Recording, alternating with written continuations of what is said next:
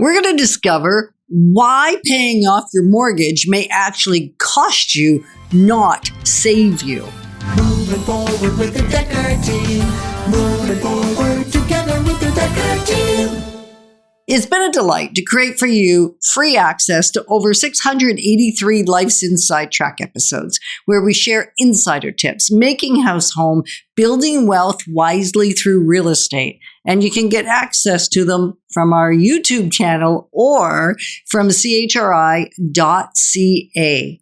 Today, again, we get to be questioned.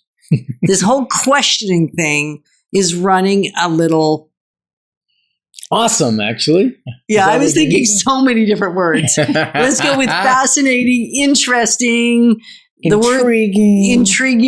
Yeah, the word thin was running through my head, but let's toss that. Okay, Suzanne, bring your best. The shoe is on the other foot. Doesn't it feel good? Yeah, I have so much more compassion for my clients. So much more compassion for you because I think I've said, I don't know how many times over the last 3 episodes and the last, 8 segments that we ask a lot of questions. Yeah, the person asking questions is in control. Go ahead, not Suzanne. Me today. So we're building wealth wisely. Yes. And we're talking about your primary residence and turning that into your investment. And I know for many that might be a switch in mindset. It was for us. We didn't get that. So what's required of someone if that is their goal? What do they need to know? What might they need to do differently to really set themselves up to leverage that home they're living in? Yeah, I think recognizing that your grandparents' strategy of paying the mortgage off as quick as they could and just leaving all that equity sitting there doing nothing maybe isn't the best strategy for today's day and age. Now, that being said, you mentioned about setting up their primary residence as their future investment. Now, for some, it means they're going to withdraw some money out of that, not to buy things, but to buy investments. So we don't want to treat our house like an ATM, right? Sometimes we've gone to see clients and So before you go, define investments, because I know some people might think that some things are investments and they're not. Okay, well, cars are not. That's where I was going. Boats are not. Yeah. Skidoos or snowmobiles are not.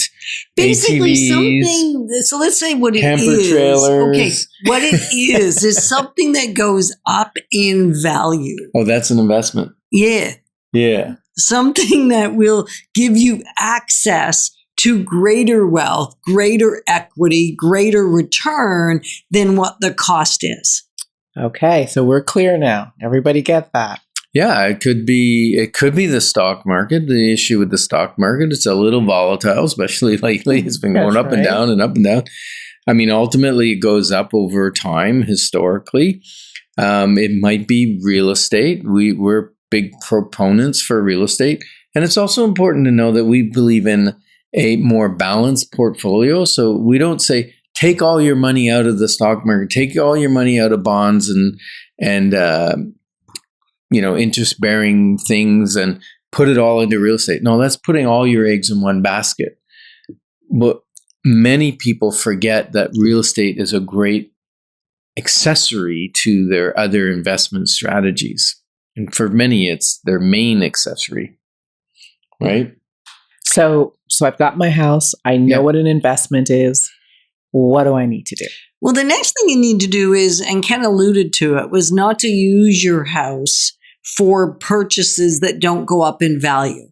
So it requires that you be disciplined and intentional with what you do with the money that's now in your house. Yeah. As you're paying down the mortgage and as the property is going up in value, that it doesn't become, I'm going to take that out to consolidate. I mean, we did it 3 times. So we know what doesn't work. So no consolidation. No, we're not. So in other words, if you're living beyond your means, it used to be, we've met some clients that every 5 years they remortgage their house for a higher amount because they're living day to day beyond their means. Then they have to pay off the debt, or then they go, okay, now I'll buy a new car and I'll do this and I'll do that. And so the house is providing their lifestyle instead of being an investment that's growing in equity. And if it's growing in equity, then the point is now all that money's tied up in there, and maybe it's better to pull some of it out to put it in another real estate investment that's going to grow. So now you got two real estate investments growing at the same time with the original seed money that you put in for your down payment. So I want to make sure everybody gets this. So I've bought my house. I'm paying my mortgage. I'm not pulling out for reasons that don't go up. And you're saying I can take that down payment out of my original house and use it to purchase another house. Absolutely. Matter of fact, you did that. I did. I'm just making sure everybody gets it. Yeah. And, and how's that going, by the way? It's going up. It's going up. What's going up? The value, my investment is going up. It's growing. My tenants are doing well.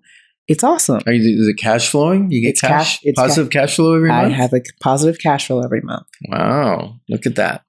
So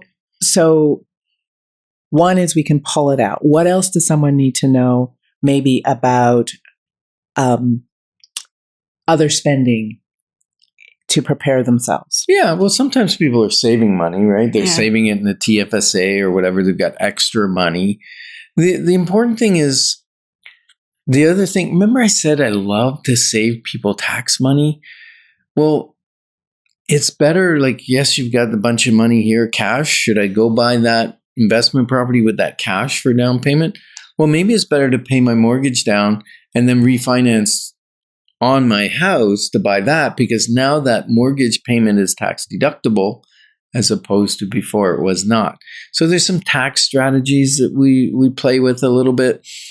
And it's important to know that you said, what's it take? It generally takes 5 to 10 years for both the mortgage to be paid down, the house to be increasing in value. So there's enough equity in there that we can do something to assist in accelerating their wealth journey and moving towards retirement. So one of the things we love to do is an equity review. Right, Yetta? What do we do when we do an equity review? Well, it's really just look at your net worth. You need to first look at your net worth, look at where your money is, and what are the possibilities? What can you do with that money? Right? So it's really filling in a quick form. Yeah. It's free. The wealth formula we created those tools. The wealth formula didn't do it. We did it. But those tools give you access to understanding your financial situation. And from there, we can give you guidance as to what the next 2-3 steps might be. Right. And on top of that, we're going to do a current value of your home. Right. And we're going to ask you what your mortgage is. And the difference is your equity. Now, what can we do with that equity? It's pretty simple. And I think what's beautiful about it is that the average person trying to buy a second home, it's hard. It feels overwhelming. It is. However, I'm saving anyway. And now if I take access to what I'm already doing, I have a possibility of something new. Yes. Yeah, because you're not spending more money. Yeah.